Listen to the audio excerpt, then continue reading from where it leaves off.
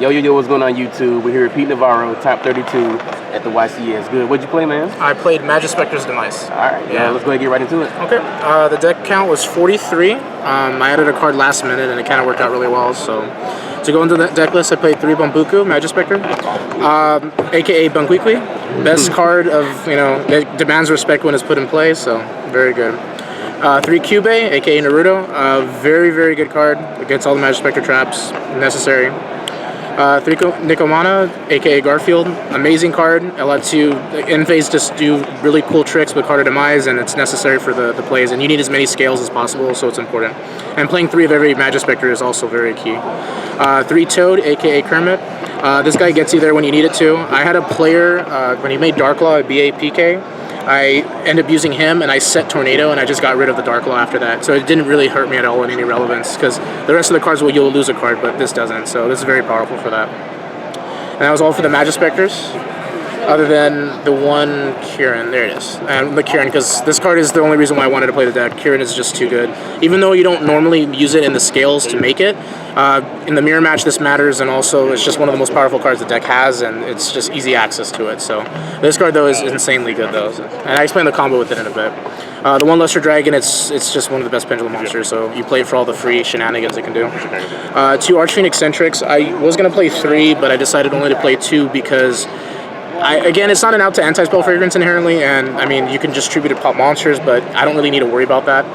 In general, though, the card was really good all weekend. I was comfortable at 2. It was the exact number, and it's a high enough scale so you can bring out Kieran if you have to. In the school tournament, your event is ready to begin. Please come to the party events banner. And then what made the deck really good, 3 Card of Demise. Players were playing Ties of the Brethren, which I think is a very terrible card. I mean, I understand that the opening with it is very powerful, but what makes Card of Demise gives you more options, and at the same time, throughout the entirety of the game, it's more important. I mean, plus if you play Ties of the Brethren, you have to play inherently 7 bad cards to make up for it, where Card of Demise lets me just play the 3, and then any other cards I play are just more beneficial to the deck. So I feel like the Card of Demise is the best way to go with it, and coupled with Pot of Desires, inherently this is just not fair. You literally can draw 5 cards in a single turn. I mean, I did at one point where like I scaled everything, 5 back row, and then Bambuku everything, and it was just the hand was so good that your players just have to scoop because there's nothing they can do to this. Like 5 new cards, it's like you're playing with 10. So it's pretty much unfair, especially because the Majespecters are adding cards too, and there's also combos with Card of Demise. It's also important. I'll explain that too. Okay. 2 Majesty's Pegasus and 1 Terraforming. This was actually perfect all weekend. I never saw 2 together, and it actually worked out really well. 43 cards is kind of weird because theoretically it's not possible for you to always draw your one-ofs, so mix and matching is actually pretty healthy for you, and since you can tutor for pretty much everything in the deck, it allows you to just progress your game state whenever you need to, and if you desires, anything you desire doesn't inherently hurt you, and I think that's like the perfect thing about it, and this was great all weekend. So Majesty's Pegasus is just an unfair card as a result. My 43rd card was Twin Twister. This was probably a really, really solid choice. I don't deny ever playing it. The fact that this actually helped me against the mirror match, I blew out Scales. It helped me against the Blue Eyes matchup. He had a poor start. I blew away his Phoenix Wing Blast, and I just OTK'd him in the final turn. This card is just really, really good. Who did you talk to about Twin Twister? I talked to quite a few people, actually. I just came to the conclusion I wanted to play it. This list is of almost 42 cards of it is my friend Jason's build. The only difference is that he just said consider 43, 44. I decided 43, so I put Twin Twister in, and it was the healthiest choice. Originally, I was going to play Regeki, and I decided that I didn't want to do it. It was a bad idea, and inherently it wasn't. I played 7 Blue Eyes matchups, and I lost only to round 1, and I literally won the rest of them, and then I lost round 10 to Metaphos, but that was just because we were going to top deck mode. And then I lost to Blue Eyes, but I never only drew this against the Blue Eyes matchups when it was relevant, and then it wasn't relevant. But it's really good then. I'll explain the combos why it's good. For the trap cards, I played 17. I played 3 Tempest and 3 Tornado for the Majespecter traps. I thought that I was going to play only 3 and 2, but 3 and 3 was actually very solid, especially if you go against Mirror Match, it's very relevant. And against Blue Eyes, if you just keep shutting down the alternative with Tempest, it's basically 1 less soul charge target and 1 less return target. So they actually have to do more plays in order to do it, and then that's why Tornado just cleans up the work with the rest of it. And then that was just for the Majespecter traps. And then I played the Solemn Brigade, 3 strikes and a warning.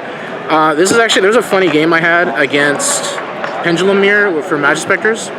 I opened up hand was 3 strikes, a Pendulum Reborn, a Kieran, and a Cube. That became because I went second on the play. I debated for about 2 minutes whether or not I was just going to scoop because he was playing Majespecters, it was going to take forever, and I knew my hand wasn't as great. I kept it, and we played for about 20 minutes of a game, and I won single-handedly because I was able to Twin Twister to resolve stuff to get rid of his scales.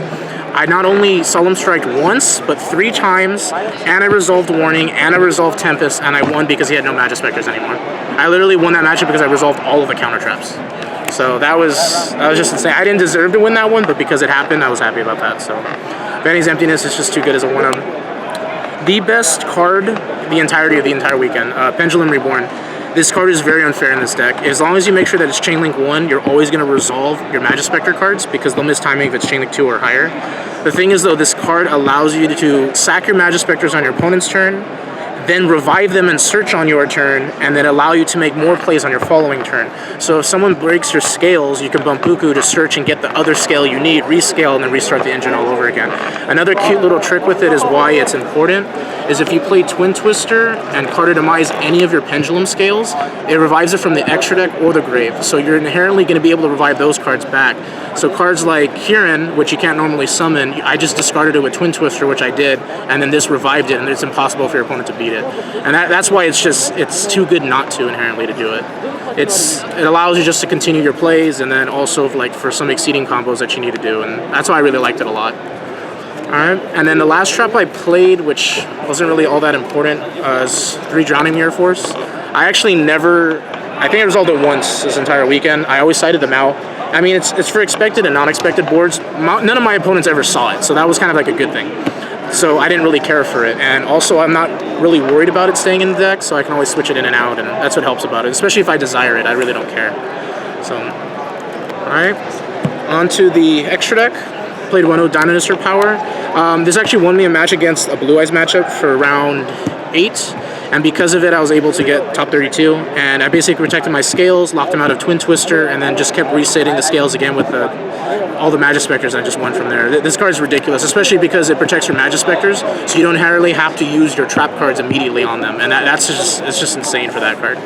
Ignister, it's just good. It's always going to win you games. Totem Bird, very, very good. This deck can inherently make it, that's why it's powerful, and then negating like mirror matches and anyone that relies on scales and spells, you're just going to win. Break Sword's kind of in the same theory, deals with floodgates, allows you to go for OTKs in games and stuff like that, and just basically a safety, and that's why you play it. Nightmare Shark, I only made this once the entire weekend, and it beat me against a Blue Eyes matchup. He was at 1900, he had already committed the board, he had a set return, flips it. Once he had no back row, I was guaranteed to win, so I just used this and then did attack for game. Only time I made it, but it was relevant enough that it won. 1 Acid Golem. The reason why I play the Acid Golem is because the 3000 matters for when you're going to OTK for someone. So I pop it with the Purple Trapeze Magician. And because I used this happened a lot this weekend. I did it twice, and I just attack for game. I beat an Infernoid player with it, and I also beat the Blue Eyes with it. So it was important that these were together. And plus you can pop your opponent's cards on their turn, so that's also relevance to it too. Dweller, I never made this weekend. I actually don't even know why I played it. I have an amazing Burning Abyss matchup, so I don't even honestly know why I played it. It probably would be a Steelsworn Roach in the long run, but I mean, it's there if you ever come to that situation. So, Lightning Chidori, one of the best rank 4s you can make, and because this deck has wind, it's the best way to use it, and this is very good. So, Diamond Direwolf and Castell, I didn't make these, but you have to play them because they're very good cards. So, playing the Utopia package. This is good. You have to play it just in case the situation arises for it. You don't always do it, but it's important for a reason, though. And then the last thing I played was I played a Sided Exceed Universe, and these are the 2 targets I played, Diamond and Giant Trainer. Again, I don't have any difficult matchup against BAPK, and I actually resolved this, and it's pretty sad. Game 2 that I played, I 2'd the BAPK player because he had Beatrice out. Well, first he had Dante, then he Tour Guides, and then he's able to exceed into having another Break Sword. I think he had in play, yeah. And then he makes Beatrice. So then what I do is I Exceed Universe's 2 cards into Giant Trainer. So he doesn't know what to do at that point. So what he does is that he desires, and then I end up decking him out because he only has 1 card left in deck. So this card inherently is like, it's unfair. And then also you just detach and just draw a card. And then against Diamond, it's also good if they make 2 Dantes or a Break Sword or whatever, and you use their materials and they can't add. So this just shuts them out of everything. That's inherently why you play it. Now onto the sideboard. I side-decked triple Barrier Statue of the Stormwinds. This card is amazing. It's pretty much allows you to control the state of the game. There is very few outs to this. I mean, other than the standard like Book of Eclipse, Swords of Concealed Light, just the generic outs that are for any like Vanity's Fiends. What makes this better though is that it can't be kaiju'd inherently only by the wind, the butterfly, and no one's playing the butterfly, so therefore this automatically is one of the hardest monsters for the decks to deal with. So it's just a small level 4 wind that just gets you in there. All your guys are wind spellcasters, so it doesn't affect you at all. And this comboed with any Majespecter in back row prevents you from being like assaulted in any way, and this is actually really, really good. To Leeching the Lights, this was for Blue Eyes. I actually never resolved it this entire weekend. Probably going forward, I'd still probably use it. I'd probably take out maybe one of the statues, but this actually was very helpful in the fact that it's just if you make a big board, they have a Blue Eyes, you OTK them. It's just everything's over 3k plus and they're going to lose. That's why it's there. Other than that though, it's okay. I'd probably side Grave of the Super Ancient Organism. That card is just too powerful versus that matchup. If you play that, you can single-handedly win the matches if they have no out with the other guys. I sided Soul Drain. This is actually really good. I beat all my Blue Eyes matchups because of it, because it couldn't resolve their White Stones. And because of that happening, they can't remove, they can't special summon, and it just allows me just to slow roll them, and then I can just outrace them. This card was good. It's also good for BAPK and also for water, because this deck has a difficult time against that, because blowing your entire back row it happens very fast against literally against the Atlanteans. So, alright. And then I played 2 Full House, aka Bob Saget, because this card is beyond, like, I blew out all my mirror matches because of it. And my opponent, he actually went first on the game. Summoned Toad, set a card, set another back row, activated Moon Mirror Shield. I had drawn this opening hand, and then I like desired, made a play, set like 3 back rows, summoned Cat. He goes, draws, plays Majesty's Pegasus, summons Crow.